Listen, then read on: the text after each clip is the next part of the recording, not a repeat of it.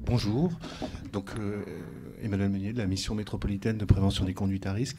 Peut-être un mot sur la mission métropolitaine, donc qui regroupe l'ex-mission de prévention des conduites à risque du département de la Seine-Saint-Denis et l'ex-mission de prévention des toxicomanies de la ville de Paris, qui ont donc mutualisé leurs moyens pour apporter plus de soutien aux professionnels, euh, donc à travers des prêts d'outils, des formations, etc., sur un objet assez vaste, hein, prévention des toxicomanies et conduite à risque. J'essaie d'un peu apporter un éclairage sur la notion de conduite à risque au décours de mon intervention. On a initié ce travail finalement de longue date sur la question du trafic. C'est parti au départ d'un travail autour du plan CRAC, où il y avait un atelier sur la question de la prévention et où apparaissait le fait que d'être dans le trafic faisait ensuite entrer dans la consommation. Il y avait une sorte de renversement, hein, par rapport à une situation initiale où on était usager, donc on commençait à trafiquer pour financer sa consommation, mais qu'on pouvait voir d'autres parcours où le fait d'avoir été dans le trafic amenait un mode de vie vraiment très compliqué, avec des sources de stress qui amenaient à consommer et à devenir un usager problématique. Donc, cette espèce de renversement qu'il fallait penser, qui d'ailleurs peut-être amène les acteurs de la réduction des risques à avoir plus de mal à se positionner par rapport à ces questions de trafic, vu que l'usager revendeur, dans un contexte de professionnalisation du trafic, n'est plus forcément une figure centrale comme il y a peut-être 15 ou 20 ans. Les usagers revendeurs sont peut-être plus sur du trafic de médicaments, du trafic de crack encore. Mais il y a un contexte comme ça de professionnalisation qui fait que c'est dans un second temps qu'on passe peut-être dans l'usage de drogue. Par contre, la question a été reprise surtout sous l'angle des conduites à risque des jeunes. C'est-à-dire qu'on s'est aperçu que des gamins, parfois des très jeunes, rentraient avec une sorte de belle inconscience dans ce type de pratique. Alors, les professionnels ont eu du mal à travailler avec ça, d'abord parce que il y a toutes sortes de mythes qui circulent, hein, que ces jeunes-là gagneraient énormément d'argent. Donc pourquoi aller discuter avec un môme qui gagne 10 fois mon salaire, toutes sortes de choses qui sont en fait des défenses psychiques pour pas aller s'y engager, en fait, hein, qui sont bien pratiques. Alors, on a recensé un certain nombre de travaux, hein, qui ont fait émerger qu'en réalité, ces gamins-là ne touchent pas tant de choses que ça. Il y a eu notamment l'étude économétrique de Christian Ben Lagdar, hein, qui a montré que oui, il y avait de l'argent dans les trafics, hein, que les grossistes ont des revenus annuels estimés à 253 000 à 552 000 euros. Un semi-grossiste, il gagne 35 000 à 77 000 euros. Mais par contre, un petit trafiquant de rue ne gagne pas le SMIC, en réalité. Karima Esseki, qui est une éducatrice de la PJJ avec laquelle on a beaucoup travaillé, qui, elle, fait un travail avec les petits dealers qu'elle reçoit, et elle prend sa calculette, elle dit hey, tu travailles de quelle heure à quelle heure, et tu fais comme ça. Puis elle leur dit tiens, tu gagnes 3,50 € de l'heure, 4 euros. Le mot, mais non. On refait le calcul si tu veux. Bon, et en réalité, c'est pas très étonnant cette réalité. D'abord parce qu'on la retrouve au niveau international. Par exemple, les travaux de Sudhir Venkatesh, rapportés par Steven Levitt et Stephen Dubner dans un article qui s'appelle Pourquoi les dealers vivent-ils chez leur maman, montrent que les dealers de crack gagnent en gros 3,50 $. Hein. Donc on est amené à se poser la question de finalement pourquoi alors qu'on gagne en réalité si peu, pourquoi on se met, il vaudrait mieux bosser à McDo, hein, pourquoi on va plutôt vers ce type de ressources. Alors, quelles sont les motivations des petits gens? Alors bien sûr, il y a une motivation économique, hein, on a affaire à des populations qui sont dans des contextes de précarité. Il y a une... disons, quand Marx définit la valeur de la force de travail, il distingue, il parle que la valeur de la force de travail, c'est la valeur des marchandises qui permettent la reproduction de la force de travail. Donc il y a des besoins fondamentaux, hein, manger pour avoir les calories nécessaires pour aller rebosser le lendemain, se loger, se vêtir pour conserver nos petites calories, mais il y a aussi tout ce qu'il appelle les besoins socialement construits. On a besoin aussi de reconnaissance. on a besoin de se divertir, on a besoin de se sentir normal. Et finalement, aujourd'hui, dans un monde de précarité, où des précaires, les gens qui ont les minima sociaux, ou même les travailleurs pauvres, ont tout juste ce qu'il faut pour assurer les besoins minimaux, finalement, comment on va satisfaire ce qu'on peut appeler justement ces besoins socialement construits, c'est-à-dire dans un monde où l'argent est le vecteur de la reconnaissance sociale. On a besoin d'un peu plus d'argent que le minimum. Hein. Pour se divertir dans un monde où tout est marchandisé, on a besoin d'argent pour se divertir. Donc évidemment, ce trafic va apporter à ces gamins qui vivent chez leurs parents, donc dont les besoins minimaux sont assurés, ce plus qui permet d'obtenir un peu de reconnaissance, hein, d'avoir les marques qu'il faut, d'accéder à la consommation. Un adolescent a besoin de se sentir normal, et dans une société où on consomme, il faut être normal, c'est consommer, quoi. Donc ils vont trouver tout d'un coup une espèce d'opportunité, quelque chose qui est là au pied de la tour. C'est facile. En plus, c'est des copains. Ils ont été à l'école avec les dealers. Et puis, c'est beaucoup plus simple pour eux que d'aller chercher du travail, parce que souvent, ils n'ont pas les codes relationnels, ni les formations qui leur permettraient de trouver un travail légal. Donc, il y a quelque chose de tellement facile, comme ça, que... Donc, on voit une espèce de processus. Et bien sûr, les jeunes, c'est pas leur idéal. Ils rêvent tous de banquer, c'est-à-dire de mettre de l'argent de côté. Puis un jour, ils réinvestiront cet argent dans des choses légales. Ça financera leurs études, permettra d'acheter un commerce. Enfin bon. Mais rapidement, ils font le constat que ça rapporte pas grand-chose, que c'est beaucoup d'ennuis. Hein, et puis, mais malgré tout, ils n'arrivent pas vraiment à s'en sortir. Donc pourquoi ils restent, hein, même quand ils ont fait le constat. Donc là, on est un peu comme avec les addictions.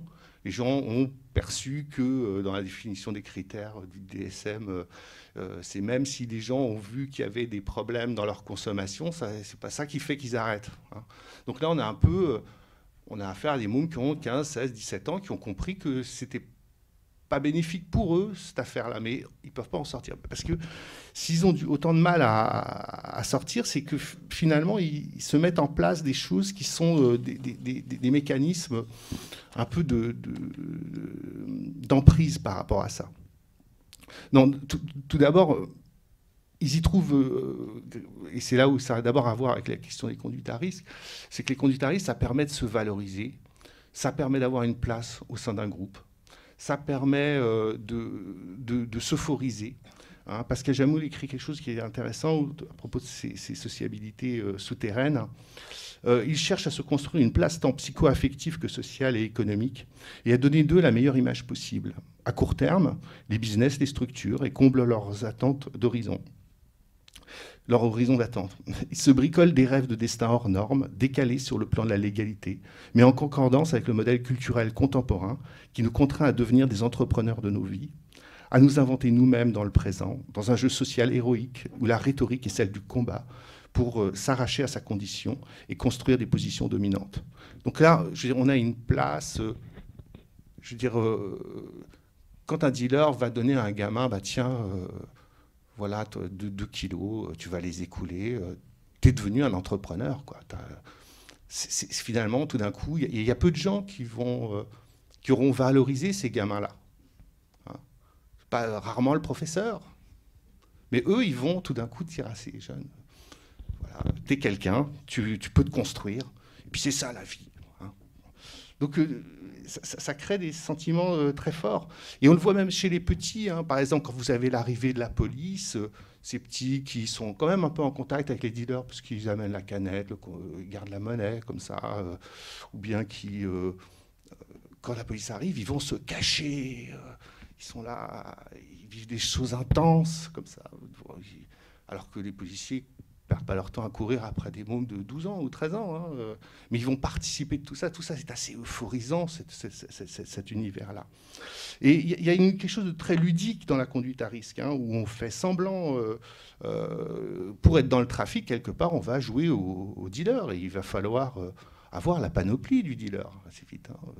Puis on va trouver un certain plaisir à ça. On a des jeux qui sont des jeux de rapport de force, de ruse, des jeux de hasard aussi. On va faire des paris. Est-ce qu'on va faire confiance à tel client? Est-ce qu'on va faire confiance à tel fournisseur qui va nous donner, qui nous promet telle qualité, etc.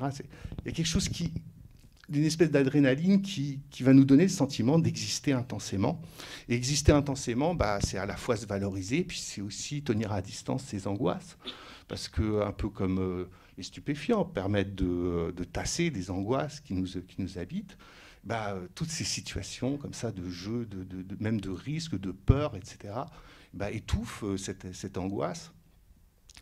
Et l'autre chose, c'est que ça va permettre d'avoir une place au sein d'un groupe de pairs. Et ce groupe de pairs va nous offrir un certain nombre de protections, hein, une certaine reconnaissance, voilà, et puis des choses. On va être quelqu'un dans la cité, à défaut d'être quelqu'un dans la société, quoi. Mais alors, évidemment, il commence à piger que quand ça commence à être envahi par des angoisses, parce qu'ils s'aperçoivent que pour grimper dans la hiérarchie, c'est très compliqué, c'est très violent, c'est très dangereux. Et ils vont se rendre compte de rapports d'emprise, c'est-à-dire que les têtes de réseau qui ont fait rentrer tous ces petits gamins les tiennent d'une certaine manière, parce que rapidement, ils ont des dettes matérielles. C'est-à-dire qu'on leur a prêté du produit, mais ils se sont fait voler des produits, ils se sont fait escroquer sur de l'argent, ou alors ils n'ont pas été très vigilants, ils ont dépensé plus qu'ils n'avaient, ils ont consommé la drogue qu'ils devaient vendre. Bon, toutes sortes de choses qui font qu'à un moment, ils sont en situation de dette matérielle.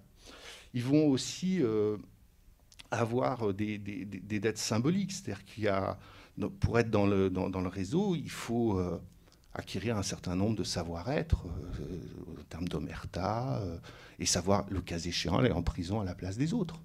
Hein, donc tout d'un coup, il y a des espèces de loyauté qui font qu'on ne peut pas vraiment sortir. Hein. Puis c'est des copains souvent, des gens. Et puis d'autres choses vont venir freiner les processus de sortie, c'est-à-dire que le marquage pénal va tout d'un coup ruiner des projets alternatifs. Hein. Une fois qu'on a un casier judiciaire, qu'on a même des mentions STIC, il y a des zones sensibles où on ne peut plus travailler, on va avoir des obligations de payer des amendes assez lourdes qui vont grever d'éventuels premiers salaires. Donc tout ça va freiner les processus de sortie. Puis les familles peuvent être gagnées par la lassitude, renier un enfant, parce que le matin à 6 heures, se faire défoncer la porte parce que votre gamin fait des petits trafics, les petits frères, petites sœurs, tout le monde dans le salon menotté, c'est pas très marrant. La petite copine peut aussi se lasser, des visites au parloir. Bon, tout ça va créer tout d'un coup un envahissement à la fois d'angoisse, et puis aussi des dettes, c'est les dettes qui sont liées au fait de cantiner à la prison, le fait de payer un avocat. Parce que souvent des jeunes vont croire que parce qu'ils se taisent, parce qu'ils ils acceptent d'endosser un truc, l'argent que les copains donnent pour cantiner et pour payer l'avocat, c'est de l'argent donné. Non, quand on sort, il faut le payer. Donc il y a parfois des mômes qu'on retrouve en larmes devant leur éducateur PJJ ou éducatrice PJJ qui disent mais je dois, après mon séjour en prison, 2 000 3 000 euros, quoi. Et là, comment je vais faire pour les rembourser? Donc à un moment, on est pris dans des choses qui vont amener le risque, le passage vraiment triste de la conduite à risque, même au niveau du passage à l'acte. C'est-à-dire qu'à un moment, on est tellement envahi par de l'angoisse que on va passer soit dans des actes criminels, à aller braquer un magasin pour récupérer le cash qui va être nécessaire pour payer ses dettes, commettre un délit sous le nez des flics pour aller se cacher au fin fond d'une prison parce qu'on pense que là-bas on sera tranquille, ou alors rentrer dans une sorte de perversité ordinaire où on va manipuler d'autres personnes qui vont prendre les risques à notre place, donc on va recruter des plus jeunes et puis rentrer dans ce système-là, et là ça va être très... ça amène Donc on s'aperçoit que, à titre métaphorique, la réduction des risques est devenue pour nous quelque chose d'important. On ne peut pas vraiment parler de réduction des risques au sens où il n'y a pas un trafic qui est propre, au même titre qu'un shoot est propre. C'est pas tout à fait sur le même plan. Mais que malgré tout, on ne peut pas penser éradiquer le trafic. Dans une société d'austérité, je veux dire, le trafic à minima vient satisfaire tous ces besoins que je disais socialement construits et qui sont néanmoins indispensables à l'être humain. On ne peut pas vivre sans sentiment de dignité. Et puis, cette réduction des risques, c'est aussi comment on va faire des stratégies qui vont permettre de faire en sorte que ces jeunes, s'ils ont mis un pied dans le trafic, qu'ils n'en mettent pas le deuxième. Comment on va mettre en œuvre des stratégies à la fois de restauration d'un minimum d'estime de soi qui permettent à ces jeunes de poursuivre un certain nombre de projets dans la scolarité, dans les structures d'insertion, auprès d'autres trucs. Comment on va faire de la médiation auprès des familles pour éviter les ruptures, pour renforcer la supervision parentale aussi, comment on va intervenir auprès de structures pour... notamment, il y a une chose qui est terrible, c'est quand il y avait des suivis ASE, il suffit qu'il y ait un acte de délinquance et ça devient transféré à la PJJ. Et donc, du coup, tout ce qui avait été mis en place avec l'ASE est comme nul et non avenu, quoi. Je veux dire, là, à un moment, on peut peut-être se dire, sur certains jeunes, il faudrait que l'ASE et la PJJ travaillent de concert. Il y a des choses à travailler dans ce sens-là. Alors... Et puis il y a un travail, un moment de conscientisation. Aussi, par exemple, dans la médiation, c'est aussi la médiation, alors ça c'est notamment sur Marseille, de médiation avec les têtes de réseau. C'est parfois pour qu'un jeune puisse se dégager du trafic, il faut négocier avec les trafiquants. Ou ça, c'est même en région parisienne, parfois pour qu'un jeune intègre un atelier où il va pouvoir bosser, gagner un peu d'argent, il faut un peu négocier avec la tête de réseau, le chef du coin, pour que le môme soit libéré. Voilà, donc tout d'un coup, on est dans des logiques comme ça de médiation, et puis aussi de travail de conscientisation pour que ces jeunes apprécient de manière réaliste les risques auxquels ils s'exposent. Alors, je vous disais, bon, par rapport à la réduction des risques, il y a néanmoins, c'est vraiment une suggestion comme ça, par rapport aux acteurs de la réduction des risques, c'est que je me disais, bon, il y a quand même tous ces lieux de trafic qui emploient des enfants, des très jeunes, des 12, 13, 14, qui sont avec leur cartable et qui apportent des doses d'héroïne dans certaines villes. C'est observé. Et je me disais, bon, peut-être que les acteurs de la réduction des risques, même s'ils sont moins concernés, vu que la figure de l'usager revendeur a décliné, peut-être qu'il y a interpellé les usagers sur le fait que, de même qu'on va refuser des produits qui seraient fabriqués par des enfants dans tel pays du tiers-monde, peut-être dans les critères de choix d'un site d'approvisionnement, il y a certes le prix, la qualité, mais peut-être aussi le fait qu'il y a une manière éthiquement, mais aussi interpeller la police sur le fait que quand elle priorise ces lieux de répression, le fait qu'il y ait des enfants qui soient impliqués dans ces lieux de trafic, ça doit leur rendre prioritaire au niveau de son action. Enfin, il pourrait y avoir une entente assez globale sur le fait qu'il y a un seuil d'âge où c'est pas supportable, parce que être déscolarisé à 14 ans à cause du trafic, parce que comme ça se professionnalise, ils passent un temps croissant, et puis ils gagnent suffisamment d'argent pour un moment se détacher des apprentissages. Bon, ça amène une désocialisation très importante. Merci.